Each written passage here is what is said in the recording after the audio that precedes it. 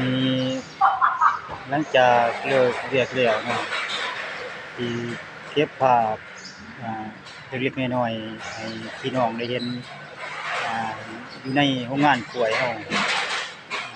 ช่วงเวลานี้พนักงาน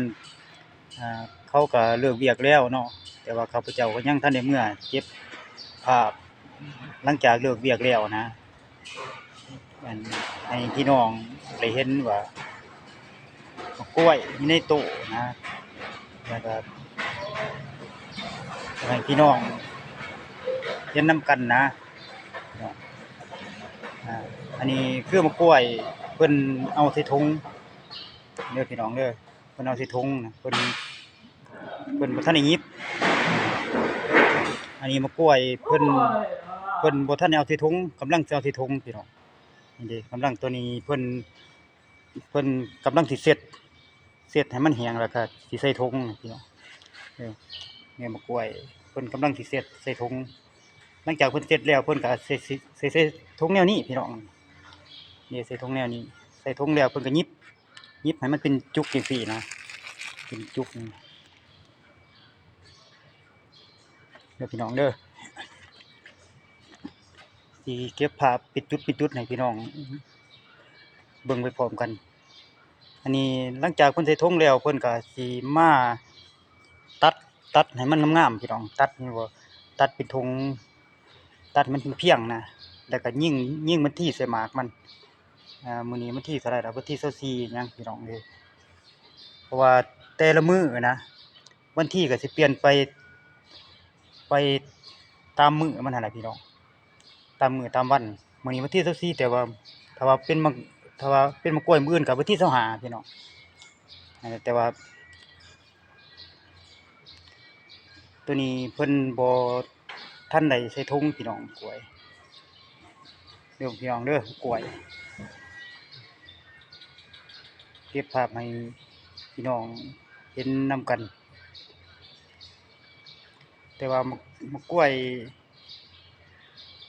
เขตเมืองปากช่องนี่งามอีเด้อพี่น้องกล้วยสดๆใหม่ๆเลยเพราะว่าอยู่เขตเมืองปากช่องนี่ดินดีนะพี่น้องดินตามข้าพเจ้าได้เรียนมาก็ดินผู้พุยเขินดินผู้ก่อไฟระเบิดนะปลูกไม้ให้มากนี่ก็ถือว่าสุดยอดเลยพี่น้องงามว่าซะ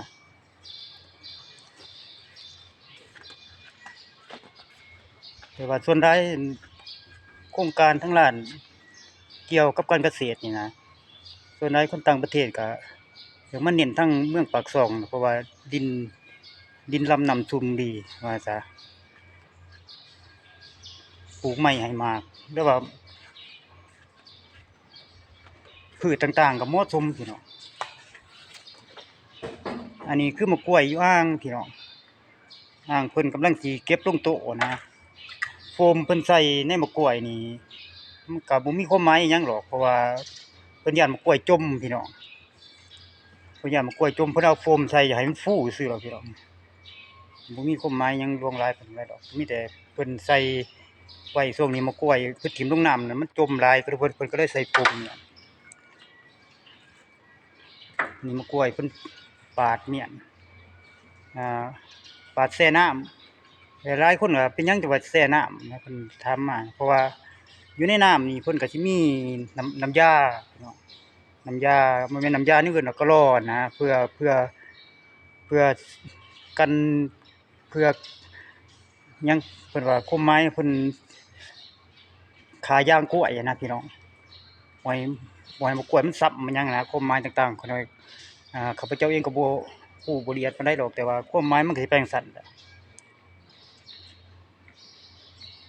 เด้อน้องเด้อ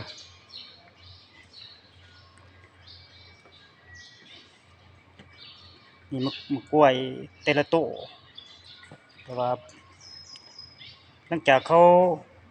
กินข้าวหยังแล้วนะเขาก็สิมาเฮ็ดเวียกก็ทำหน้าที่เฮ็ดโต๊ะไผโต๊ะมันนะพี่น้องช่วงนี้ก็มะกล้วยก็หลายๆพี่น้องคนก็เริ่มมาทำงานอยู่โรงงานนี่หลายว่าซะแต่ว่าพี่น้องทั้งบ้านนะ ถ้าว่าผู้ใดบ่มีเวียกเฮ็ดบ่หรือว่าผู้ใดอยากมาเฮ็ดเวียกคุมไม้นะก็ติดต่อมาเด้อทางเฟซข้าพเจ้านี่ก็ได้แล้วก็ที่เฟซหัวหน้าส้นก็ได้ช่วงนี้เพิ่นกำลังต้องการพนักงานหลายอยู่ช่วงนี้นะแต่ว่าส้มกล้วยหลายนี่ลูกหลานมาเฮ็ดเวียกอยู่นี่ได้ไร่ก็ดีอยู่ได้พี่น้องได้ไร่ก็ดีอยู่ช่วงกล้วยหลายๆนะแต่ว่าก็สิหิวนอนจังน้อยหั้นแหละพี่น้องเอ้ยเฮ็ด OT นี่แหละแต่ว่าเพิ่นเกินเวลาไปเพิ่นก็สิจ้างเป็นชั่วโมงเพิ่นจังหั้นนะพี่น้องรายวันต่างหากเป็นชั่วโมงก็ต่างหากความหมายก็เพิ่นก็จ้างเป็น OT น่ะเพิ่นเกินเวลาไปพี่น้องเด้อพี่น้องเด้อเก็บภาพทั้งเบิดเฉพาะอยู่ในโต๊ะนะจ๊ะเอาพี่น้องเบิ่งเก็บภาพให้พี่น้องเบิ่งนํกันเอาขอย้ำอีกมื้อนึงเด้อพี่น้องเด้อผู้ใดอยากอ่ามาเฮ็ดเวียกนะคือว่าอยู่เรือนซื่อๆอยากลองมาหาเงินทางนี้มาเฮ็ดเวียกอิหยังอะนะก็ติดต่อทางเฟซข้าพเจ้านี่ก็ได้คำพูอ่อนมณีวงศ์นะเฟซนี่ก็กระถูกหยอกเด้อพี่น้องเด้อช่วงนี้ก็แล้วมากล้วยหลายก็หลายๆดีได้พี่น้องพอดีเนาะพี่น้องเนาะเก็บภาพเล็กๆน้อยๆให้พี่น้องได้เห็นนํกัน